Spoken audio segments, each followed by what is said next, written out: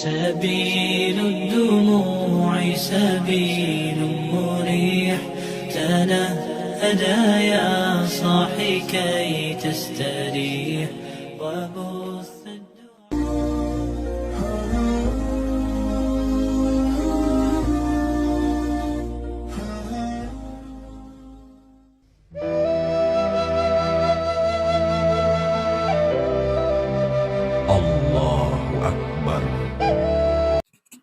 Bismillahirrahmanirrahim. Assalamualaikum warahmatullahi wabarakatuh. Waalaikumsalam warahmatullahi Alhamdulillahirrahmanirrahim. Allahumma salli wa sallim wa barik ala sayyidina Muhammadil Fatih lima ughliqa wal khatim lima sabaq wa nasril haqqi bil haqqi wal hadi ila siratikal mustaqim sallallahu alaihi wa ala alihi wa ashabihi haqqa qadrihi wa miqdaril azim. Amma ba'd.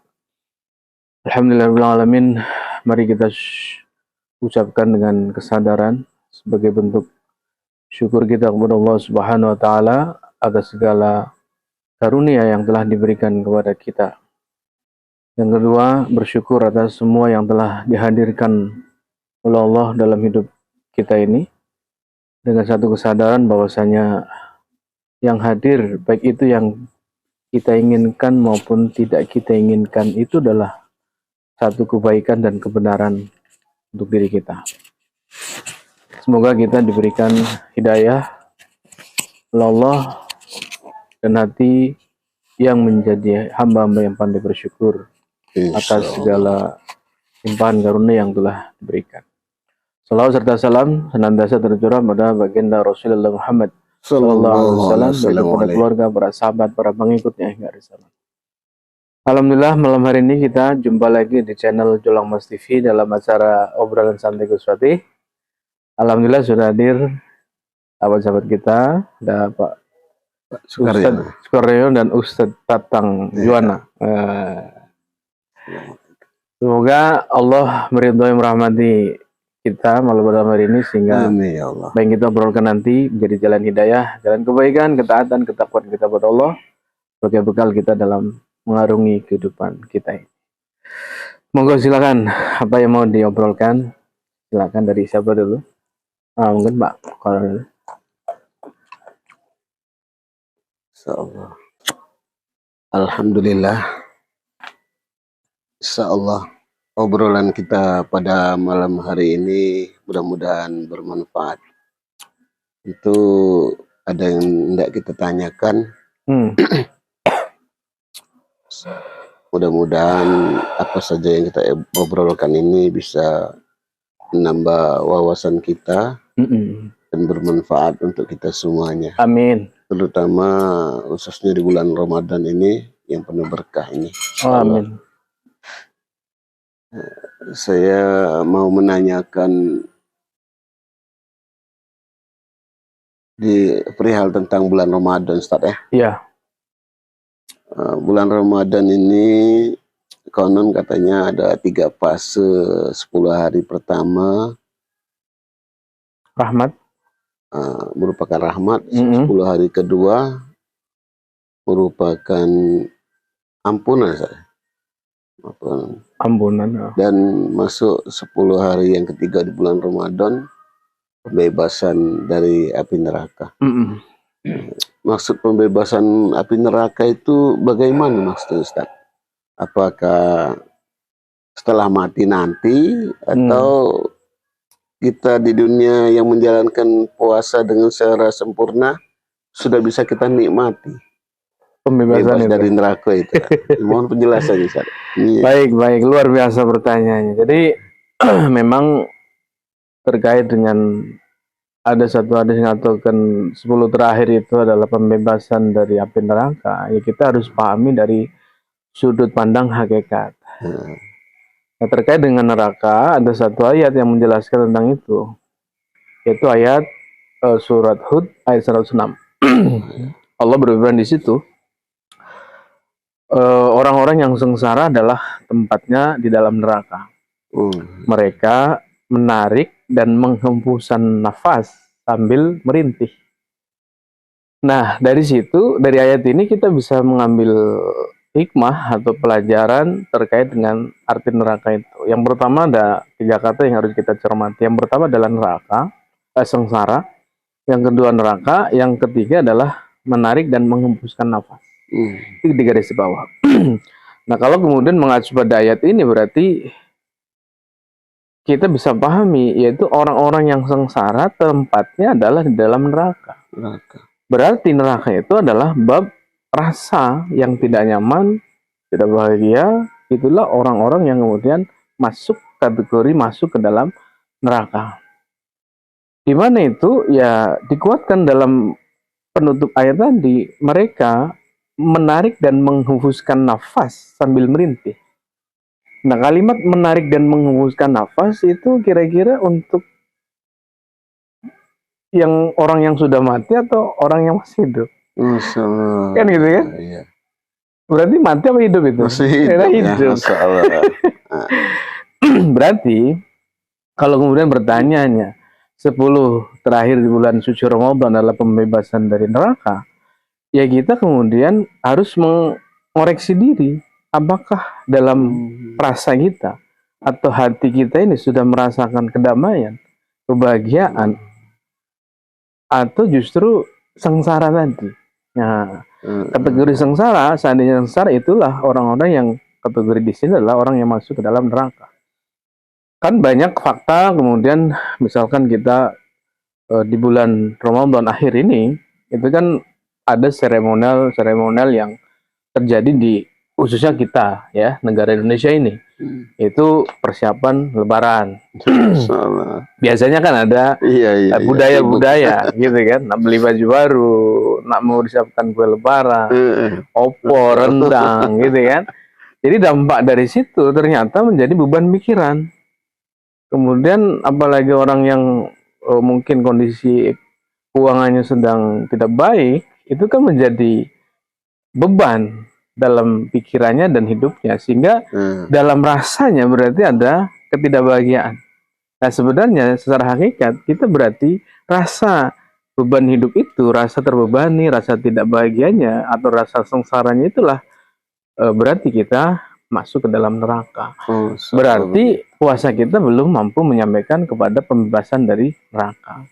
Nah, kalau orang-orang yang puasanya bisa menyampaikan pembebasan dari neraka, maka kondisi apapun ya, khususnya di bulan suci Ramadan, entah itu harga-harga naik ya kan, kebutuhan kemudian meningkat, atau kondisi lagi tidak baik, maka tidak menjadi masalah untuk dirinya, tidak mengganggu kedamaian, kebahagiaannya, ada apa yang ada dalam diri gitu.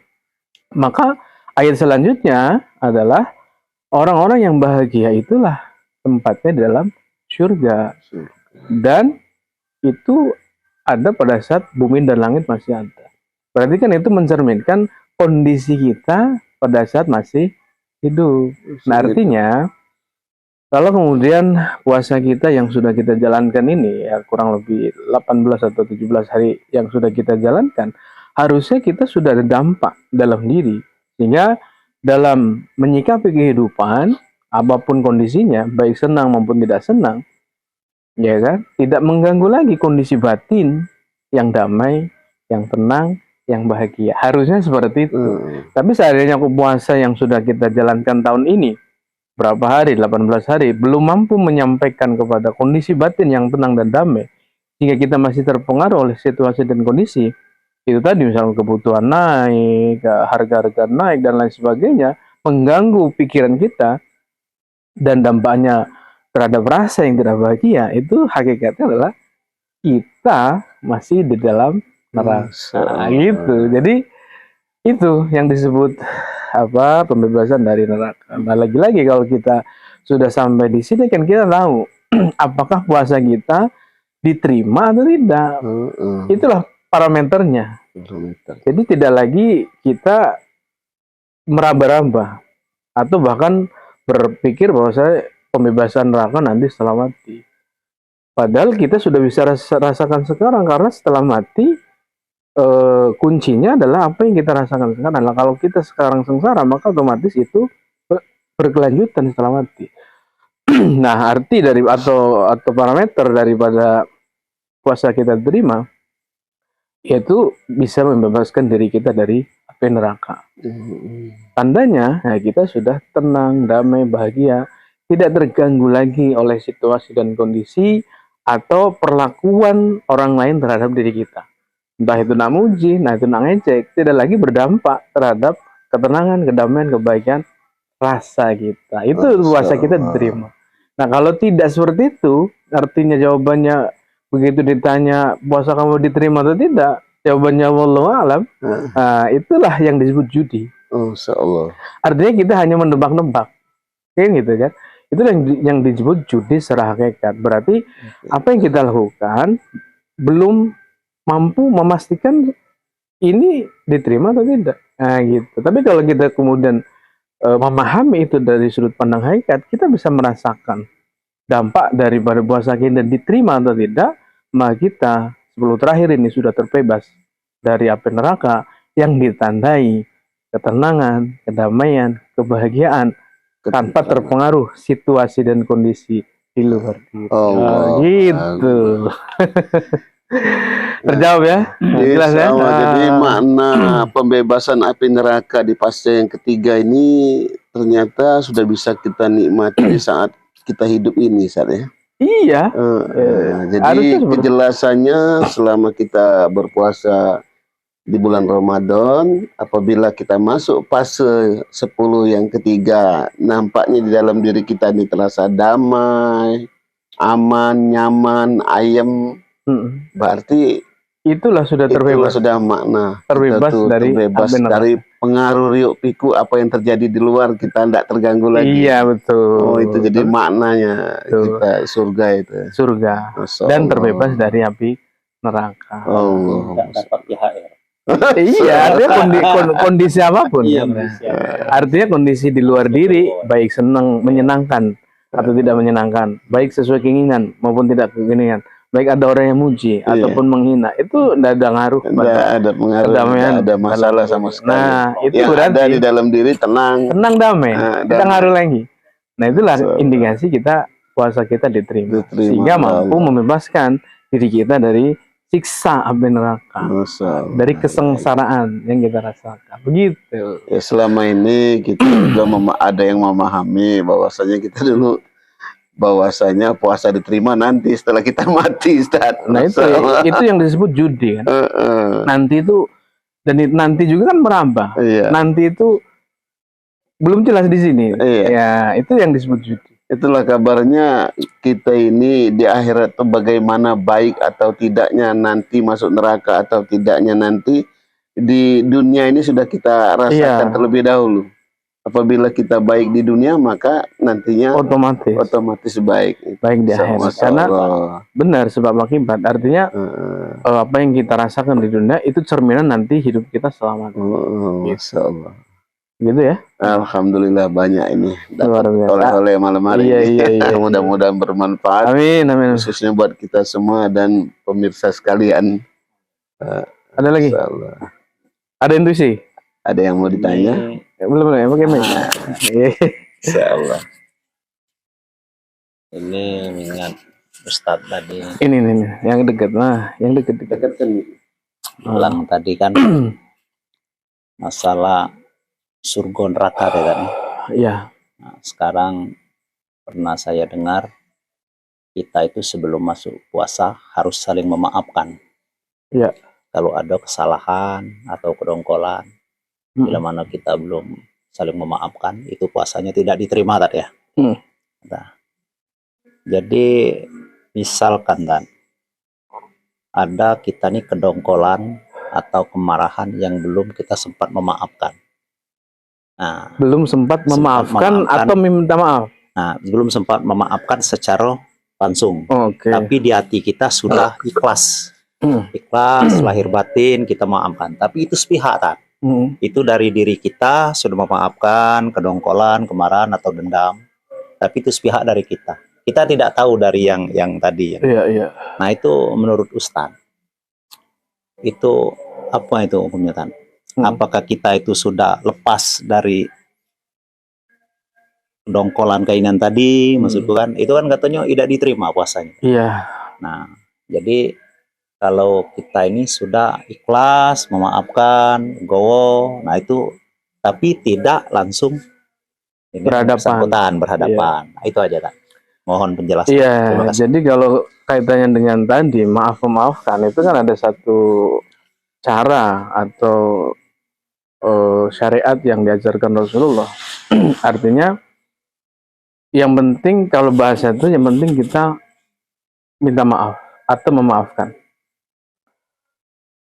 Nah, seandainya kita sudah minta maaf ataupun sudah memaafkan si orang yang bersangkutan dengan kita belum memaafkan, maka sudah gugur kewajiban kita atau dosa daripada permusuhan tadi. Artinya maaf memaafkan tidak harus kemudian langsung berhadapan, aku minta maaf, kamu minta maaf, dia memaafkan. Dan seperti itu pun akan tidak sah seandainya bertatap langsung, kita minta maaf, dia memaafkan, tapi ada rasa masih yang belum ikhlas.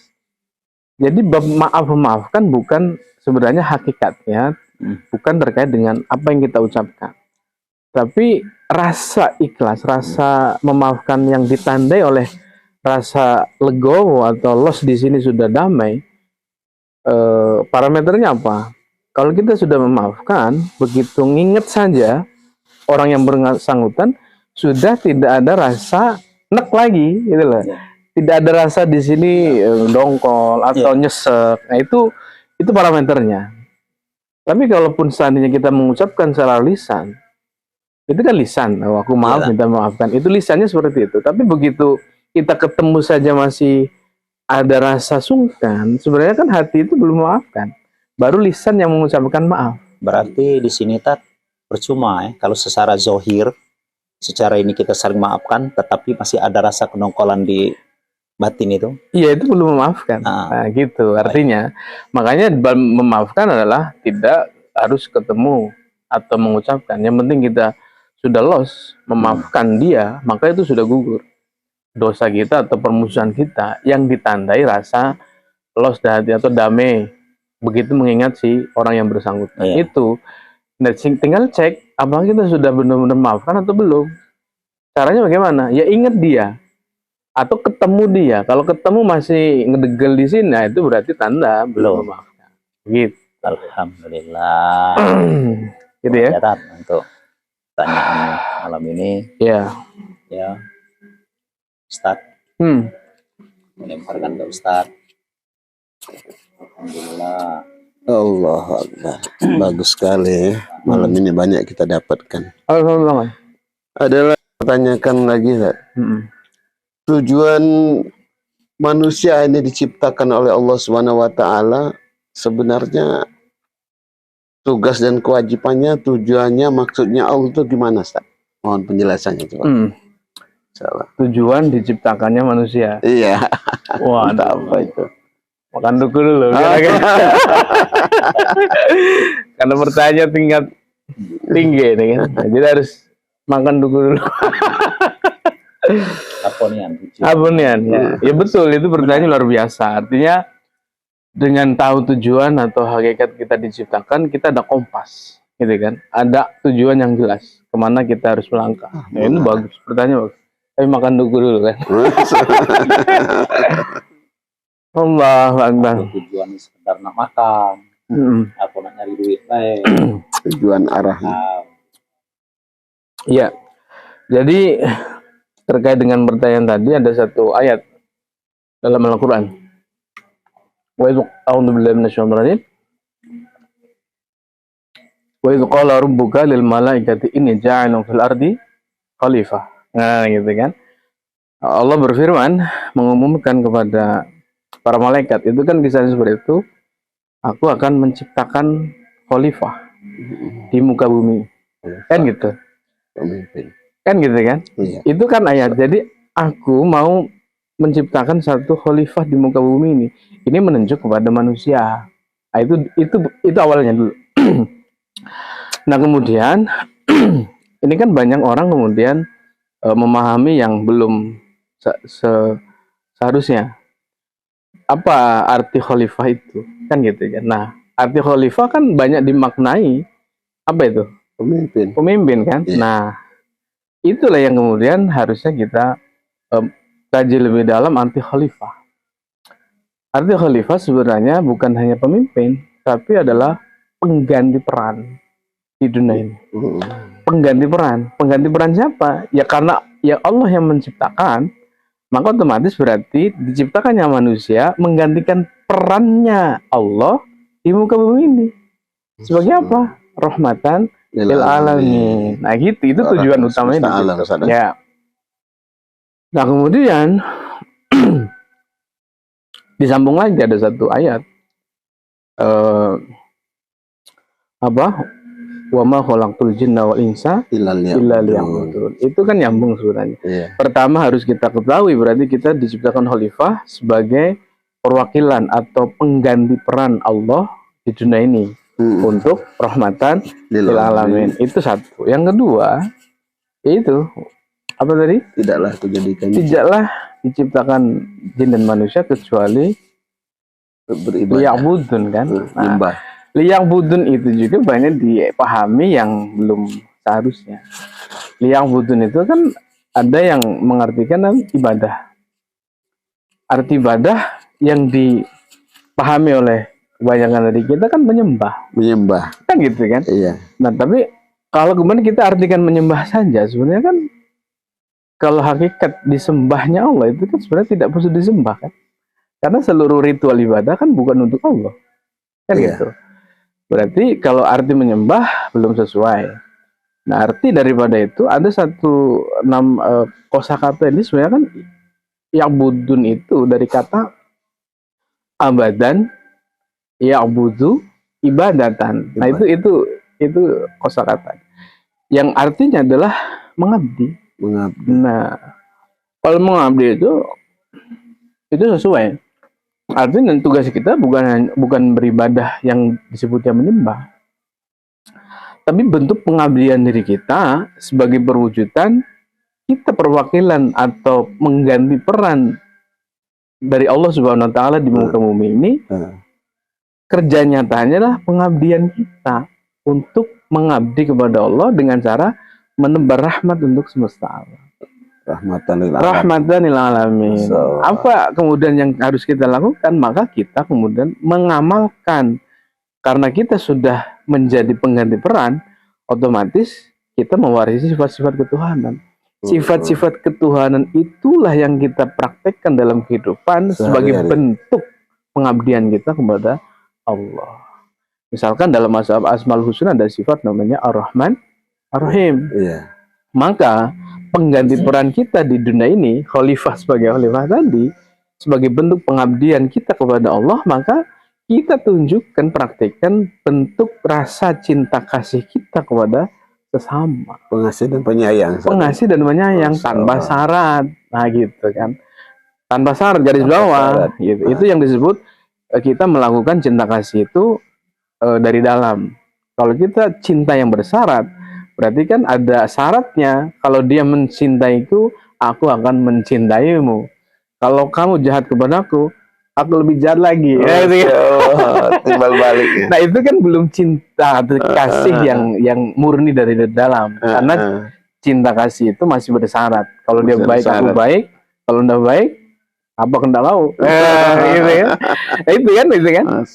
Nah itu yang disebut tugas kita. Kenapa kita diciptakan sebenarnya adalah khalifah dalam arti kemudian mengganti peran Allah di dunia ini untuk mengamalkan sifat-sifat ketuhanan sebagai bentuk pengabdian kita kepada Allah Subhanahu wa taala. Gitu. Itu makna jadi khalifah fil ardi itu. Khalifah fil ardi bukan pemimpin, bukan arti pemimpin. Secara hakikat itu adalah pengganti peran kita. Pengganti peran Allah di muka bumi ini. Itulah kemudian kalau orang-orang yang sudah kembali kesadarannya, ya kan, kita kan menjadi insan kamil. Sering saya sampaikan itu, menjadi manusia yang sempurna. Itulah yang kemudian kita kembali ke jati diri, karena kita kembali ke sucian. Bagaimana nanti Idul Fitri itu adalah kembali kepada sucian.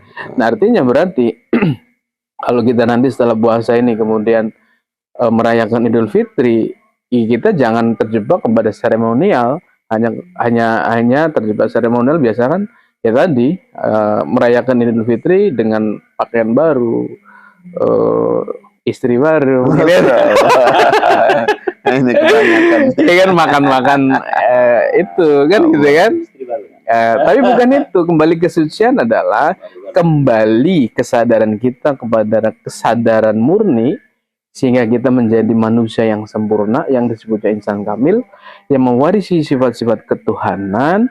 Kemudian setelah kita hasil puasa itu kembali ke fitri, kembali ke kesucian, ya tugas kita adalah mengabdi kepada semesta ini, melaksanakan sifat-sifat ketuhanan yang ada dalam diri sebagai rahmat bagi semesta Allah.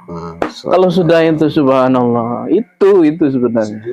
Wah, subhanallah pokoknya. Allahu Akbar. Jadi itulah yang disebut la'allakum tattaqun. La'allakum tattaqun.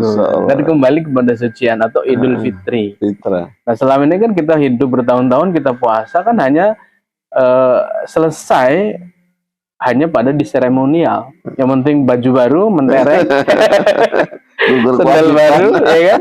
Seolah-olah itu sudah kembali kepada kesucian. Ya bukan. Apakah ada sudah tadi kembali kepada kesadaran murni kita, dan enggak dalam diri ini sudah ada nilai-nilai keluhuran, mewarisi sifat-sifat ketuhanan, yang buktinya kita sudah bisa menebar cinta kasih kepada seluruh makhluk, bukan hanya sebagai manusia. Begitu. Bagus sekali obrolan kita. Subhanallah, gitu ya. Iya, mudah-mudahan obrolan kita malam hari ini banyak manfaat. Ya sudah, katanya cukup dulu ya. Semoga sekali. Yang ya tidak lama atau sedikit ini bisa menjadi jalan hidayah, jalan kebaikan, ketaatan, ketakwaan kepada Allah, dan bertumbuh kesadaran kita sehingga kita kembali kepada kesadaran murni. Karena kan sebenarnya kita sudah ada dalam kesadaran. Iya. Tapi begitu jebrol ke dunia, aktifnya indera, aktifnya akal itu yang menutup kesadaran kita. Gitu loh. Sehingga puasa itu kemudian tujuan Allah perintah puasa itu supaya kita kembali kepada jati diri atau kesucian tadi, sehingga tidak lagi terjebak oleh pikiran, indera, dan rasa. Itu kenapa saya ada metode, yaitu kalau kita mau kembali ya, bukan menuju, saya ralat itu kembali ke kesadaran, karena sesungguhnya kita adalah sadar awalnya, yaitu sadar nafas, sadar pikiran, dan sadar rasa. Sehingga kita sudah tahu bahwasanya pikiran, tubuh fisik ini, pikiran, rasa bukan diri kita, tapi itu adalah tubuh kita yang dohir. Sementara diri sejati kita adalah yang ada dalam kesadaran murni itu, yang sudah otomatis mewarisi sifat ketuhanan. Munculkan itu dengan kita sadar pikiran, sadar tubuh, dan sadar rasa. Begitu. Masya Allah. Mungkin itu ya? Iya, bagus sekali. Iya. Cukup dulu. Cukup. Semoga Allah merahmati kita. Apa yang kita obrolkan malam hari ini menjadi jalan hidayah, kebaikan, ketaatan, ketakwaan kepada Allah. Amin. Jadi jalan bertumbuhnya kesadaran kita kembali kepada kesadaran murni, atau kembali kepada kesucian, yang nantinya di akhir puasa yang sering kita sebut kembali kepada Idul Fitri, kembali kepada kesucian. Terima kasih. Saya Gus Watih. Kita hari dengan bacaan kafaratul majelis. Subhanallah wa bihamdihi, subhanallah wa bihamdihi, asyhadu an la ilaha illa anta, astaghfiruka wa atubu ilaik. Assalamualaikum warahmatullahi wabarakatuh. Waalaikumsalam warahmatullahi wabarakatuh. Cakep nggak? Itu ilmu sesungguhnya. Kalau kita ngajinya di masjid yang